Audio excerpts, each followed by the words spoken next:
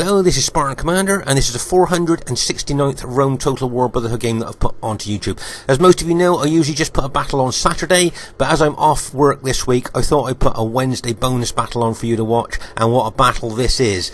It's a very intense and exciting, close battle, and it's a little bit of a story of isolation and what can happen if you do get isolated from your teammates a little bit here, okay?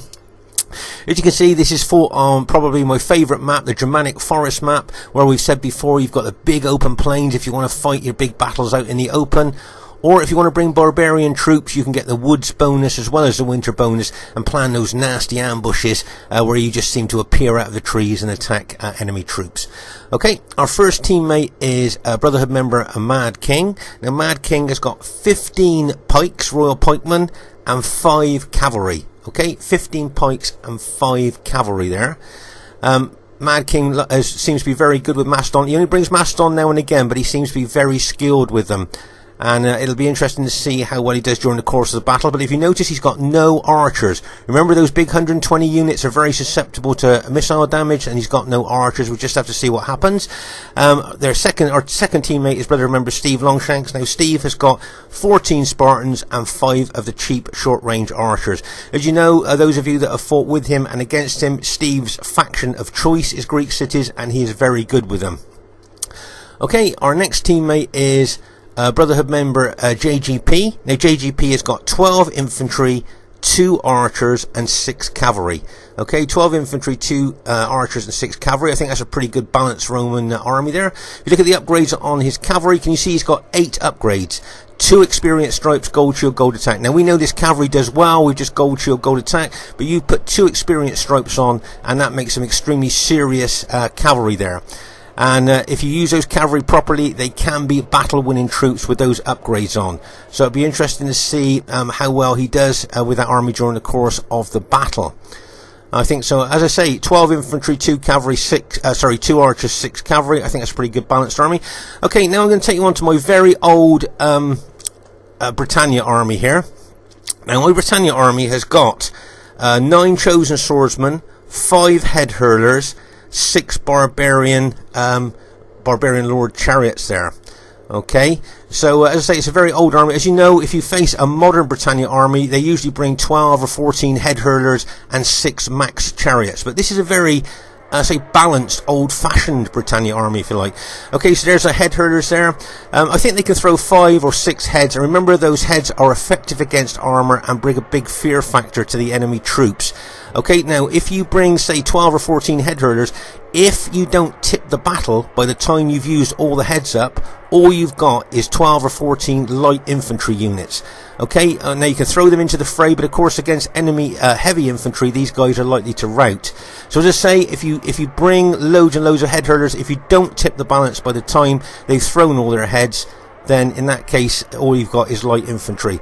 So as I say, I prefer this old-fashioned balanced army there with my chosen swordsmen. I've got 9 of them with really good upgrades. You'd be surprised how good this infantry can be with really good upgrades. And as I say, bringing a balanced army, I think, of good, well-upgraded chosen swordsmen and head hurlers, I think for me is kind of the way forward. But as I say, most modern Britannia armies are completely different with that. As I say, 12 or 14 head hurlers and 6 maxed chariots. But as I say, bringing these chosen swordsmen in several battles, they've actually like shifted the balance of the battle through using them. Okay, now Britannia, for my money, have got the best pound-for-pound chariots in the game. You've got 2 chariot units to choose from. You can choose the heavy chariots, which are about 550, I think, or 580 denarii, or these barbarian warlord chariots that are over 1,000 denarii each. Okay, now the difference is that the ordinary heavy chariots have only got 3 upgrades. These barbarian warlord chariots have got 5. Okay, now over the years I've experimented with both the ordinary heavy chariots and these barbarian warlord chariots, and I have found that these barbarian warlord chariots do last a lot longer than the ordinary heavy chariots. Those 2 extra hit points really do make a difference. Remember, these chariots bring a big fear factor as well, taking the morale away from enemy troops, making them kind of destabilizing them them and making them more susceptible to routing for your allies. So of course, when you see a kill count at the end of the battle, the Britannia kills might not look very good, but of course that's only half the story, because the massive fear factor that these chariots bring, as I say, taking the morale away from enemy troops, hopefully making them more susceptible to routing for your allies there, can really make a difference. So there's my old-fashioned Britannia Army. I played Britannia quite a lot, maybe 12 or 13 years ago now, and I had several different types of armies, but this army build here seems to be the best for the way that I play. So it'd be interesting to see how that old-fashioned army does. We've got a lot of diversity in our team. We've got Mad King with Macedon, Steve with Greek cities, JGP with Rome, and myself with Britannia. This is a great close battle for you to watch. Okay, and here we have the other team. We have Brotherhood member Points. Now, Points has got 7 archers, 7 infantry, 5 cavalry, and an armoured cavalry general. Okay, so he's got quite a lot of different units in this army. Let's have a look at the upgrades on his 7 infantry. Okay, can you see that his 7 infantry have got 7 upgrades? So he's got an experience stripe, gold shield, gold attack on his 7 infantry. Okay, so that experience stripes really does make a difference to this infantry. As you know, this infantry does well with just gold shield, gold attack, but you put an experience stripe on, and that can really make a difference. And then he's got his 7 archers. Let's have a look at the upgrades on his cavalry. Okay, he's got 8 upgrades on his cavalry. 2 experience stripes, gold shield, gold attack. Okay, so that makes that cavalry extremely serious there. But only 7 infantry, 7 archers, and 6 cavalry. Is that 7 infantry going to be enough? And I'd just like to draw your attention here. Can you see that he's set up right at the front of his setup area there with his allies a long way away? So he looks to me like he's going to be extremely aggressive and attack right from the beginning here. Okay, and I think there's a reason for that. And we'll have a look at that a little bit later on.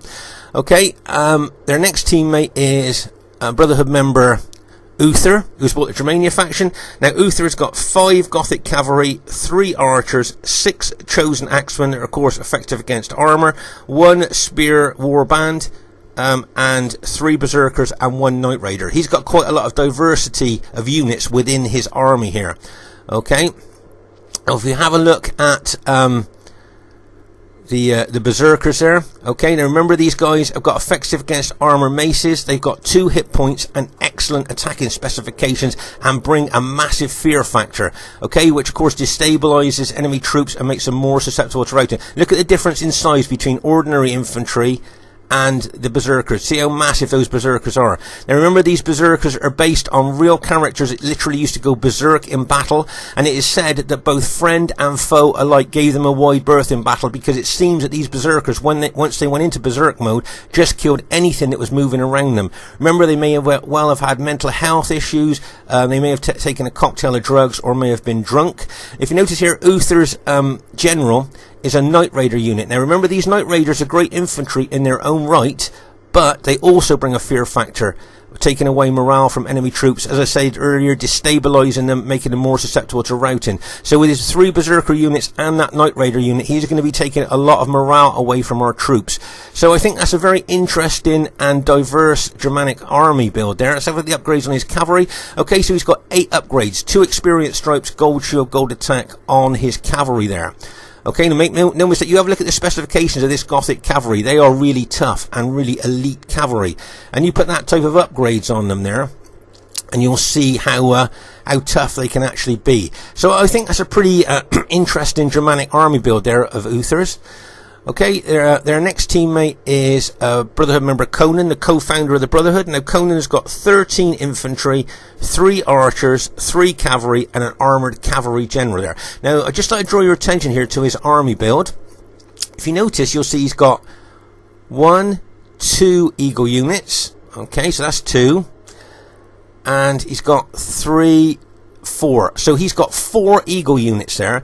Now you think of the morale that's going to give the infantry there. 4 eagle units. The morale is going to be phenomenal there for his infantry. Let's say he's only got 3 cavalry. A quick look at the upgrades. Okay, so he's only got gold shield, gold attack on his cavalry. And of course he's gone old school armoured cavalry general. And I think what I can count there, he's got 7 upgrades on the old school armoured cavalry general. Remember, like we've talked about before, we all used to bring an armoured cavalry general up to about 10 or 11 years ago when most of us changed to an infantry general. Okay, so this is definitely old school. Okay, him and Lando, the two people that use these armoured cavalry general extremely well, and it'll be interesting to see how well he uses this armoured cavalry general during the course of the battle. Okay, so that's a pretty good army there, but only 3 cavalry, only 3 heavy cavalry. Do you think that that infantry will make up for that? I guess we'll just have to wait and see. And with those 4 Eagle units giving his infantry loads of morale. And their 4th teammate is Brotherhood member Barclayman. Now Barclayman has got 5 Sacred Band cavalry and 15 Sacred Band spearmen. Okay, so that's Barclayman's army there, which of course are just emerging from the woods. That's why we can't see them. So there's the enemy team there. Quite diverse, I think. There with Germania, Carthage and 2 Romes. It should be a great battle for you to watch, and it's extremely close battle as well. Okay, at this very, very early stage of the battle, you can see Points is set up right on the forward area of his setup zone. So that means he's going to be very aggressive. Now, he's got those 7 archers for a reason. Okay, he knows that he's facing Macedon, and he knows that those 120-man units are extremely susceptible to any kind of missile damage. So that is why he has got so many archers there, and he's going to run his army forward as fast as he can, and hopefully those 7 archers, from his point of view, will be able to cause a lot of casualties to Mad King's 120-man unit. So that's why he's set up so forward there, because I think right from the beginning of the battle, Points has made up his mind here, he is going to be extremely aggressive. Okay, can you see? And bearing in mind the battle has just started, so you can see right from the beginning here, he's going to lay his credentials on the table and show how aggressive he is going to be. He is really going for Mad King here, make no mistake. I say he's got that like kind of custom army there with all those archers, as I say, to try and cause as many casualties as he can to Mad King's 120-man pike units that, as I said before, are extremely susceptible to any kind of missile damage. As you can see here, he's really running forward here towards Macedon. And Mad King, quite rightly here, is kind of withdrawing because he's got no archers to cover his 120-man unit. So he is going to kind of retreat those 120-man pike units away from all those archers. But of course, him withdrawing there is drawing Points forward even more. You can see Points is running. He's just seemed to have it in his head. He's going to chase down those Macedonians, and he's going to chase them as far as it takes. Can you see him really running forward, chasing Mad King there? But veterans to this, can you see a bit of a problem here for him and his team, for Points and his team here? Okay, let's just pause the game for a second. So there you are, advancing forward really aggressively, really attacking. Wants to attack Macedon there. He wants to grab the initiative by the scruff of the neck and take the battle to the enemy. Okay, which is great in running forward like that. But just have a look at his nearest ally. Look how far away his nearest ally is, Germania. Okay, so if we go under the trees here to avoid the canopy, if you like, and straight across, look at the distance that his nearest ally is. Germania, okay? And over there, Conan and his Carthage teammate, Barclayman. So he's a long way away from his allies. Would you say maybe a little bit isolated? Now, we've spotted this. Now, can you see JGP is running his infantry over and Steve's running his infantry over as well? Now, what JGP, I think, would like to do here is either put a screening force across maybe that area there to stop reinforcements getting to Points and to stop Points pulling back. Okay, that might be what JGP is thinking there. Let's say bring a screening force there across there to stop reinforcements getting to Points and stopping him retreating towards his allies. That might be what JGP is thinking there. And meanwhile, Steve is running his Greek cities units over as well.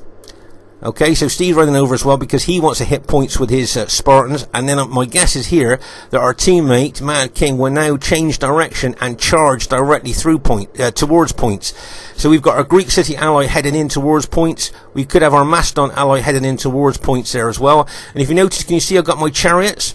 Now what I'm going to do, I'm not going to go head on against Points, but I'm going to try and do a tactical movement there and take in my chariots right on a wide run and getting on the other flank of Points. What I'd like to do is try and use the camouflage of the canopy of the trees so they might not even see me coming, and get my chariots there and charge into the flank of Points once he's engaged with my allies. Okay, so make no mistake here, we've spotted that Points is extremely isolated here, and we're going to hit him with everything we can.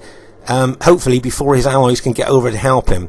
Okay, as you can see here, very isolated from his allies. Now his allies now have got no choice but to run over to him as fast as they can to try and support him. Okay, as I say, Mad King is no longer withdrawing, he is now heading towards Points. Okay, now Points may well see the danger here and start trying to move towards his allies. Okay, now can you see he's no longer moving his army towards the Macedonians there with a view to trying to cause casualties with their archers. He's trying to move back to his allies. But is he going to be too late? Do you think that because we've seen his position here, we've moved our troops quick enough to be able to trap him? We'll just have to see. Okay, as I say, JGP's moving in, Steve's moving in there.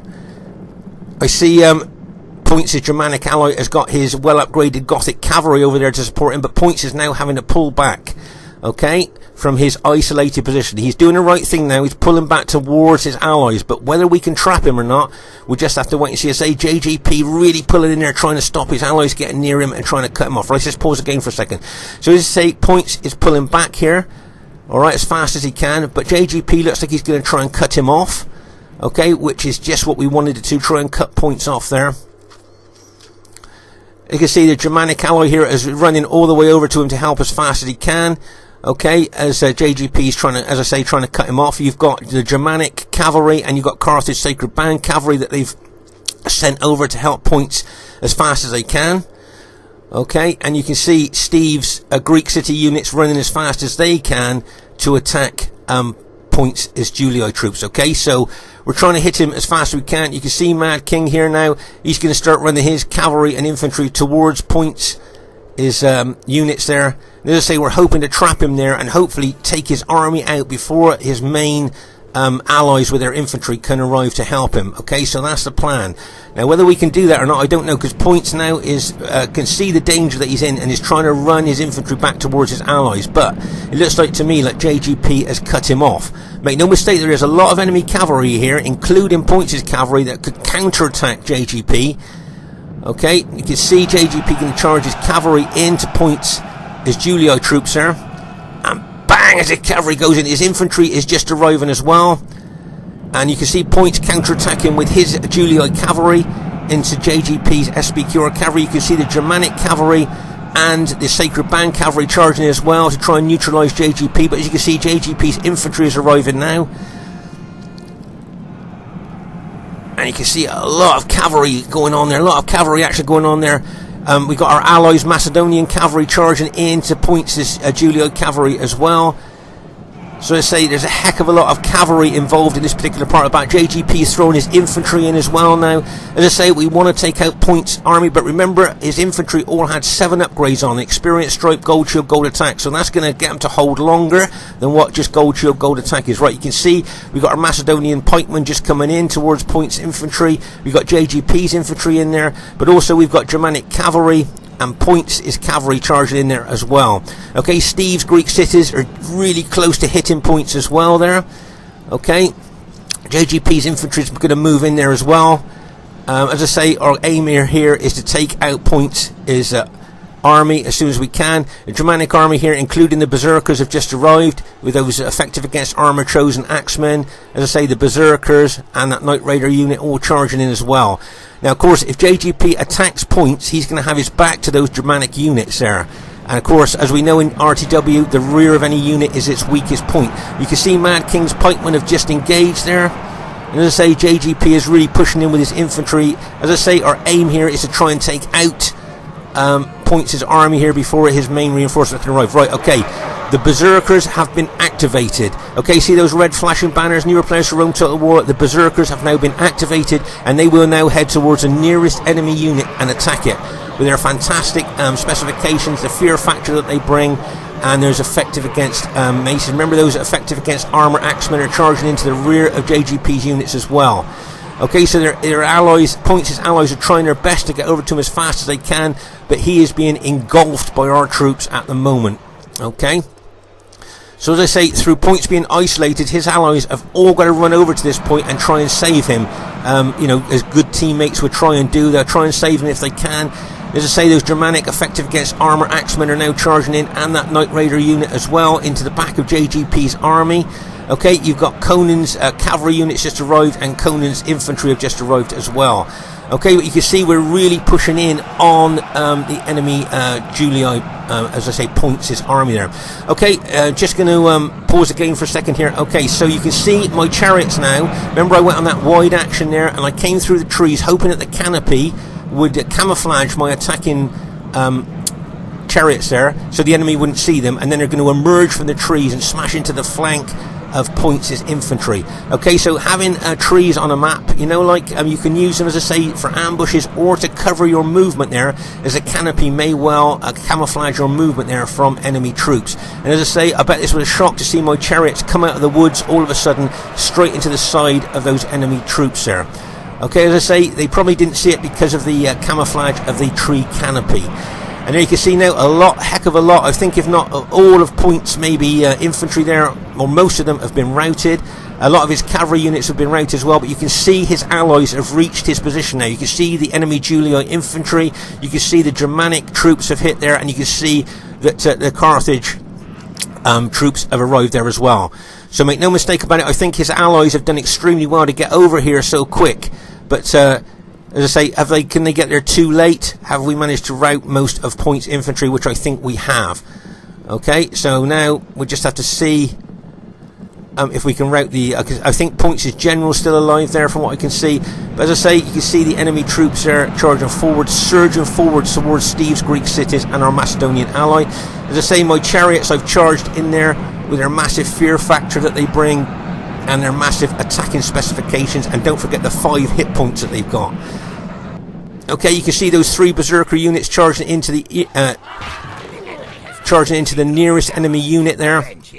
And I think from what I can see here, most of JGP's infantry have been routed here as well. So most of our allies' SBQ infantry have been routed here as well here. As you can see, Steve and Mad King moving their pike and spear units forward into engaging the enemy Julii troops and the enemy Carthage troops there. Okay, our Macedonian ally got his cavalry locked and loaded, ready to charge in when ready. Okay, let's pause the game for a second, take stock of exactly what's going on. Okay, JGP's general has just been routed. Bad news for us. In fact, most of JGP's units have been routed. We've got our Macedonian ally here moving forward towards the enemy troops there. But as I say, with JGP's infantry being taken out, and we've taken out most of Points, so at the moment it's like kind of a bit neutral. We've taken out Points' army, and they've basically taken out JGP's army here. Okay, so it's basically a 3v3, as you can see now. Nice move here by Points. He's still got some of his cavalry units left. He's taken them around the flank there. And as I say, you can see Conan's infantry there as well, with their 4 Eagle units, giving morale not only to his own troops, but to his allies' troops as well. Okay, you can see Points' cavalry here, probably going for Steve's archers there, which he's doing, let's see. But you can see my Britannia troops running. Now look, can you see my troops are tired? Okay, I've just run all the way over from the other flank. Okay, so really I should rest my troops before I put them into battle, but I can't. I need to throw them in. I've run all the way over there from the other flank. Okay, and remember, when your troops get tired, very tired or exhausted, their battle proficiency drops off the side of a cliff and their morale is extremely low. As I say, I've got my chariots, they're very tired as well. I'm trying to chase down Carthage Sacred Band cavalry here with those chariots. Okay, but remember, barbarian troops do get tired quite easily and seem to take longer to recover from being tired as well, but I've got to throw them into the fray here. I've got my head hurlers that I ran forward, and they will be throwing those effective against armor heads into the enemy troops.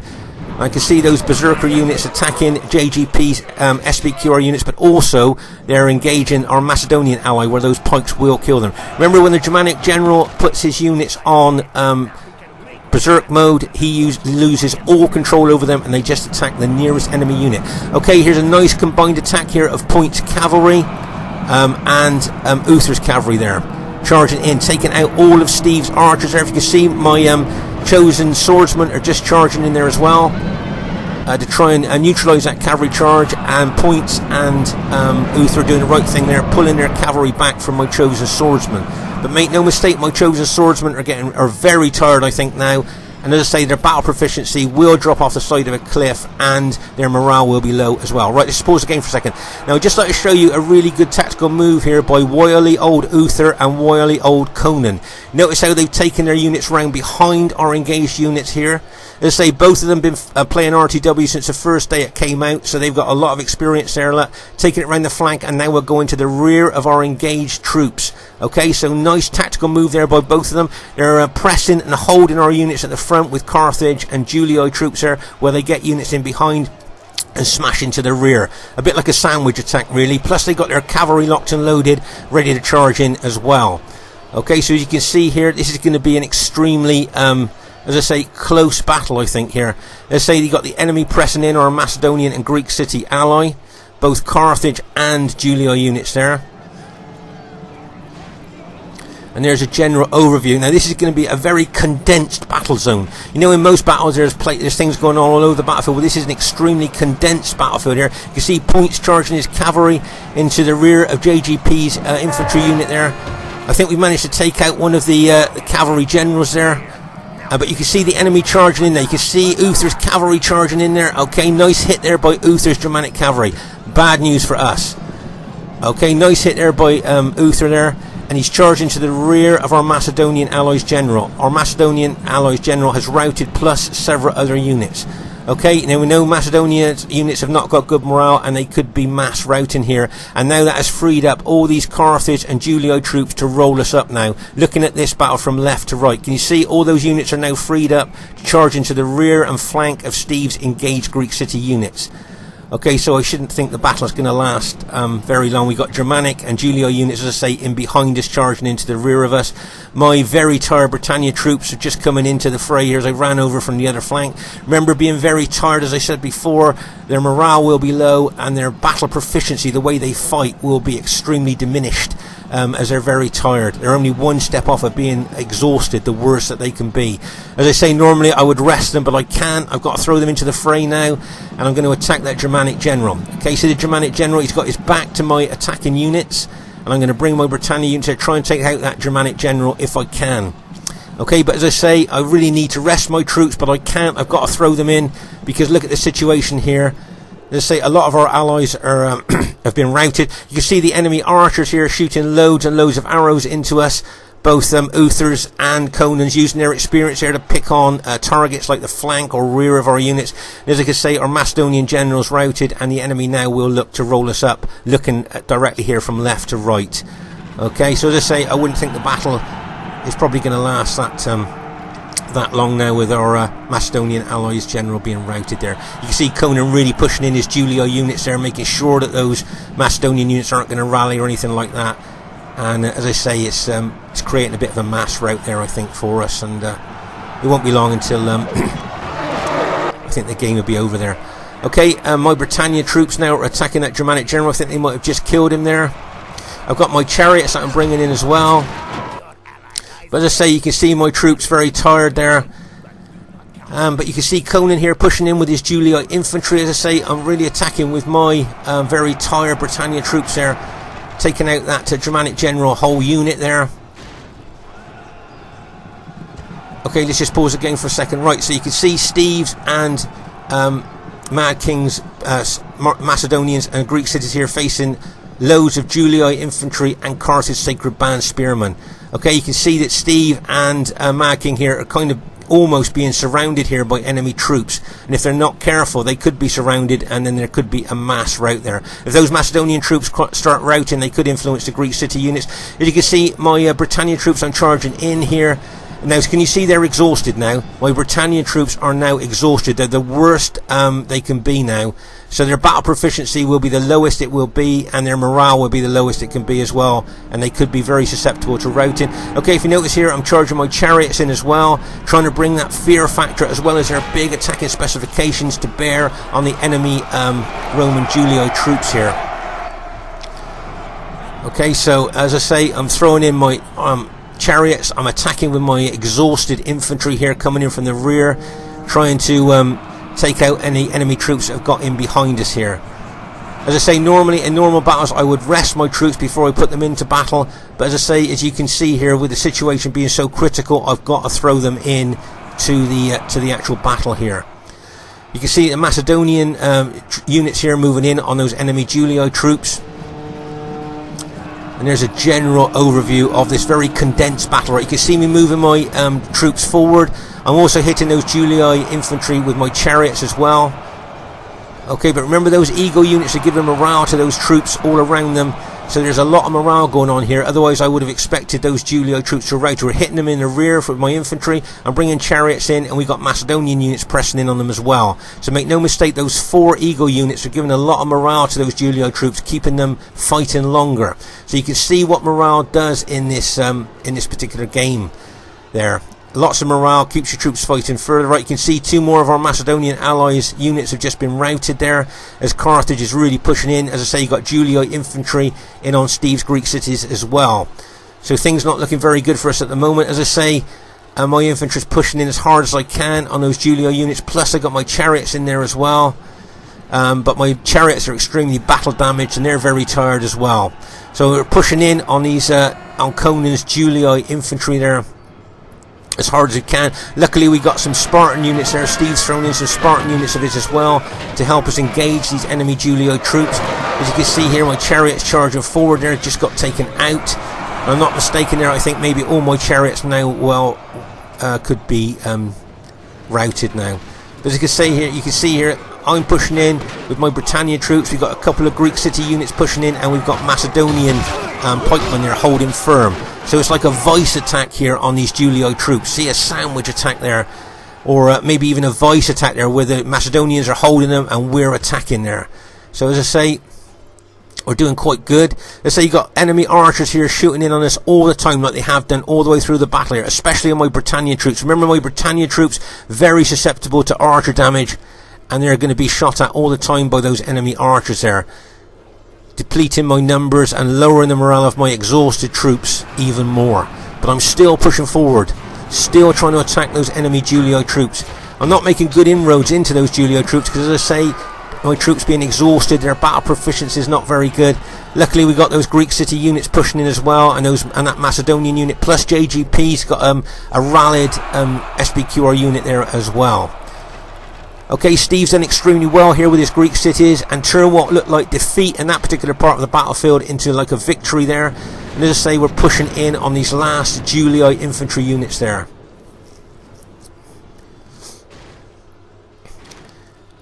And it looks like our team may well have gone on to win the battle here. You can still see enemy archers shooting into us there. I think Conan's general unit still alive there. But as I say, the enemy archers now are still inflicting casualties on us, as they have been inflicting casualties on us all the way through the battle there. You can see I'm running some units over towards those archers. Steve's running some of his units over towards those archers as well. It wouldn't surprise me if the Germanic general actually admitted defeat. As I say, at this stage of the battle there, as I say, it looks like our team has just about managed to go on and win the battle here.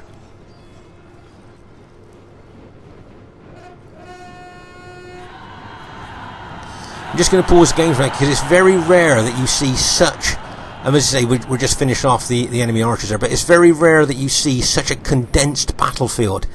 The battle here is just basically in this area here. And it's very rare that you see such, as I say, such a condensed battlefield here. And you can tell how intense the battle was here by just the piles of dead that you can see here. I mean, you can see just piles of cavalry, chariots and infantry of both sides here.